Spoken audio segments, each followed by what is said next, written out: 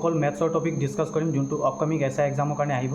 বহুতে সুধি আছিল কমেণ্টত, বহুতো কমেণ্টত সুধি আছিল মেথছৰ টপিক অকণ ভাষ্টকৈ এক্সপ্লেইন কৰিবৰ কাৰণে কি টপিক আহে, কি টপিক মানে কিমান মাৰ্কছৰ আহে আৰু কিবা important tips and strategy for the upcoming exam.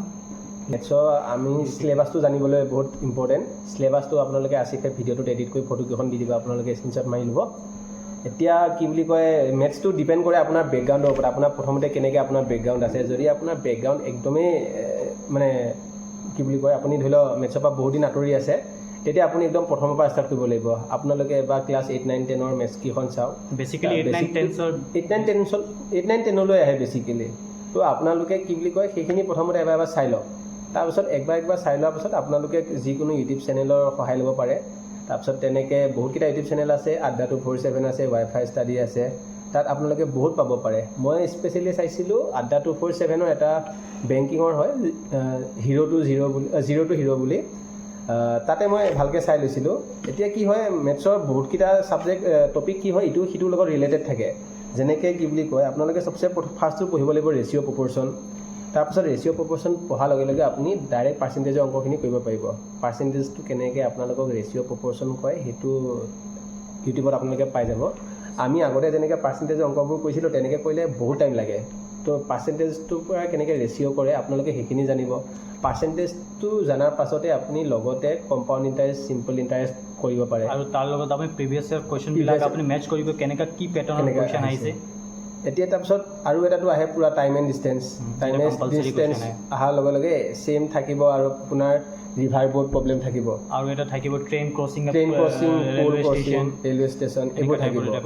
তাৰপিছত ঠিক তেনেদৰে আপুনি এলচিএম, HCF, লসাগু, গসাগু সেইখিনি চাব। সেইখিনি চোৱাৰ লগে লগে তাৰ থ্ৰুৱেদি আপুনি কি বুলি কয়, এই কেলেণ্ডাৰ প্ৰব্লেম এটা বহুতকৈ আহে যে অমুক চনৰ অমুক তাৰিখে কি বাৰ হ'ব, এনেকুৱা এটা প্ৰশ্ন খুবকৈ আহে। বা অমুক তাৰিখে এখন চিনেমা ৰিলিজ হৈছিল, সেই তাৰিখটো সেইদিনাখন কি বাৰ আছিল, তেনেকুৱা ধৰণৰ আহে। তাৰ কাৰণে আপোনালোকে লসাগু গসাগুখিনি জানিব লাগিব। আৰু এটা আহে নাম্বাৰ ছিষ্টেম। নাম্বাৰ ছিষ্টেমত দুই প্ৰকাৰৰে থাকে। একটা থাকে কি বুলি কয়, নাম্বাৰ ছিষ্টেম আৰু মিচিং অড তেনেকৈ এটা থাকে, যে কোনটো ইয়াৰে ভুল সেইটো বিচাৰিব লাগিব। ৰিজনিং টাইপৰ কম্বাইন কৰি আহে, য'ত নেকি আপুনি প্ৰথমতে যদি চাই লয়, সেইখিনিৰ কাৰণে আপোনালোকৰ 1ৰ পৰাটো 25লৈ ভালকৈ আপোনালোকৰ বৰ্গখিনি জানিব লাগিব।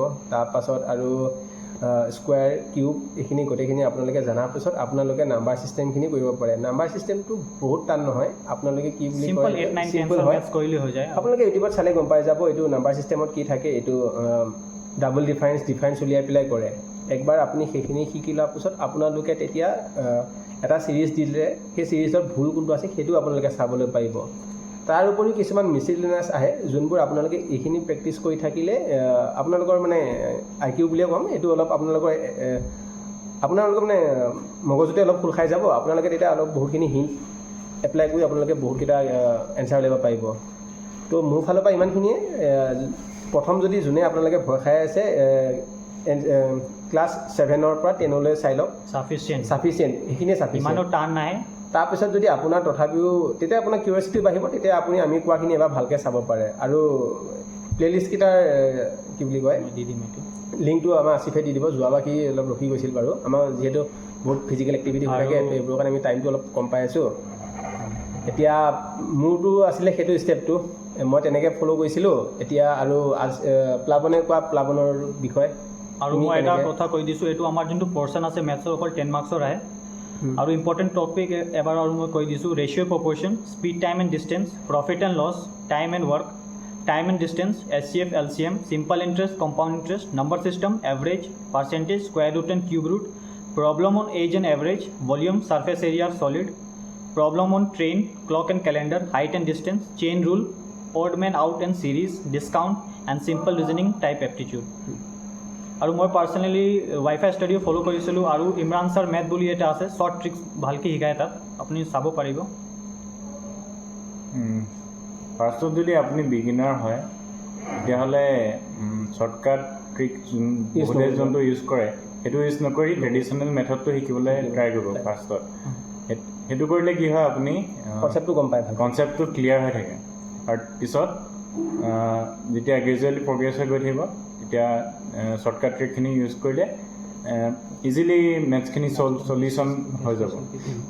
আৰু মই ফ'ল' কৰিছিলোঁ ডিয়াৰ ছাৰ বুলি এজন, যোনখিনি মেথছ মানে মোৰ ছল্ভ হোৱা নাছিল বা পাজল লাগিছিলে সেইখিনি ডিয়াৰ ছাৰ বুলি এটা চেনেল আছে, তাত বহুত শ্বৰ্টকাট ট্ৰিক শিকায়। আৰু ডিয়াৰ ছাৰে কি কয় আপোনাক গোটেইখিনি NCERT তেওঁৰ আছে, NCERT আপুনি 7ৰ পৰা 10লৈ আছে, NCERT ফ'ল' কৰিবলৈ যদি ভাবে তেনে ডিয়াৰ ছাৰ চেনেলটো ভাল। আৰু এটা চেনেল আছিলে চানু ছাৰ ট্ৰিক বুলি এটা চেনেল আছিলে, চানু ছাৰ ট্ৰিক্স। সেইটো আপুনি ইমৰান ছাৰ মেথছ চাব পাৰে, এইটো বহুত ভাল চেনেল হয়।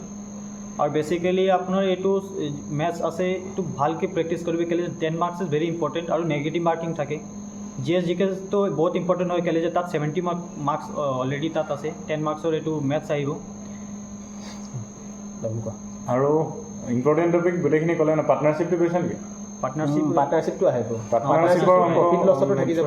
পাৰ্টনাৰশ্বিপ টাইম এণ্ড ৱৰ্কৰ এটা পাৰ্মানেণ্ট থাকে, HCF LCM এটা থাকে, প্ৰফিট এণ্ড লছৰ এটা থাকিব কুৱেশ্যন। টাইম এণ্ড ৱৰ্ক আৰু পাৰ্টনাৰশ্বিপ একদম ৰিলেটেড বস্তু হয় দুইটা। টাইম এণ্ড ৱৰ্ক আপুনি পঢ়োঁতে পাৰ্টনাৰশ্বিপতো পঢ়িব পাৰিব। আৰু আপুনি basically previous year question paper চালে আপোনাৰ এটা আইডিয়া হৈ যাব কি পেটাৰ্ণ। আৰু এটা হিণ্ট দিব পাৰোঁ, যিহেতু আমাৰ এক্সামবোৰ MCQ বেচিছত হয়, কেতিয়াবা কিছুমান কুৱেশ্যন MCQটোৰ পৰা এলিমিনেট কৰিব পাৰে। MCQ ইউজ কৰি এনচাৰটো ওলাব পাৰে, এলিমিনেট হৈ যাব। এইকেইটা যে নহয় এই লাষ্টত 4টা অপশ্যনৰ মাজত ধুনীয়াকৈ এলিমিনেশ্যন কৰি লাষ্টত কৰিলে বেছি। কেতিয়াবা এনেকুৱা কিছুমান কুৱেশ্যন আহে যে অমুকটো সংখ্যা উল্টাই দিলে বিয়োগফলটো এনেকুৱা হয়। আপোনালোকে এনচাৰকেইটা আপোনালোকে চাওকচোন, মানে বিয়োগ কৰি বা যোগ কৰি মিলিছে নেকি আপোনাৰ অংকটোৰ মতে। সেইটোত এক্সপাৰ্ট হ'বলৈ আপোনালোকে বেছিক কনচেপ্টটো জানিব লাগিব। বেছিক কনচেপ্ট আৰু যিমান পাৰে মক টেষ্ট দিব ট্ৰাই কৰক। আৰু সেইটোৱে মানে অপশ্যনটোৰ পৰা আপোনালোকে নাই কৰি মই 2-3টাটো এনচাৰ উলিয়াব পৰা যায়। পচিবল আপুনি মেথছটো লাষ্টত কৰিলে এইটো নিজৰ ওপৰত কথা নেকি? নিজৰ ওপৰত কথা, সেইটো আপোনাৰ কনফিডেঞ্চ। যদি আপুনি এটা আপোনাৰ ওপৰত এৰি দিছোঁ আপোনালোকে কেনেকৈ চায়। আৰু যি কোনো এক্সামৰ কাৰণে প্লাবনে কোৱাৰ দৰে আপোনালোকে মক টেষ্ট দিবই লাগিব। যদি আপুনি মক টেষ্ট নিদিয়ে ভাবে যে পৰীক্ষা দিনাখন যে এইবাৰ ভেকেঞ্চিও ইমান বেছি নাই, 144 আছে, কম্পিটিশ্যন ভাল হ'ব। কেলে আমাৰ সময়ত ভেকেঞ্চি 15টা আছিলে। আৰু এইটো দেখিলোঁ যোৱাবাৰ 3rd গ্ৰেডৰ পৰা যেতিয়াবা ভেকেঞ্চি ওলাইছে অসমত কম্পিটিশ্যন লেভেলটো বাঢ়ি গৈছে, কাৰণ সকলোৱে এফৰ্ট দিছে, গম পাইছে ইমানখিনি পষ্ট আছে, চবেই এফৰ্ট দি আছে। তো আপোনালোকেও চাওক, বহুত প্ৰেক্টিছ কৰিব মেথছ, আৰু মেথছটো কনচিষ্টেণ্ট ৰাখিলে বেছি ভাল। কেলে যে অলপ দিন পাছত মানুহ পাহৰিও যাব পাৰে কিবা। আৰু মোৰ এটা ফৰ্মুলাটো চাই থাকিব। অকল আপুনি SI পৰীক্ষাৰ কাৰণে মেথছ নপঢ়িব, আপুনি মেথছটো আপোনাৰ নিজৰ পাৰ্চনেল হিচাপে ডেভেলপ কৰক।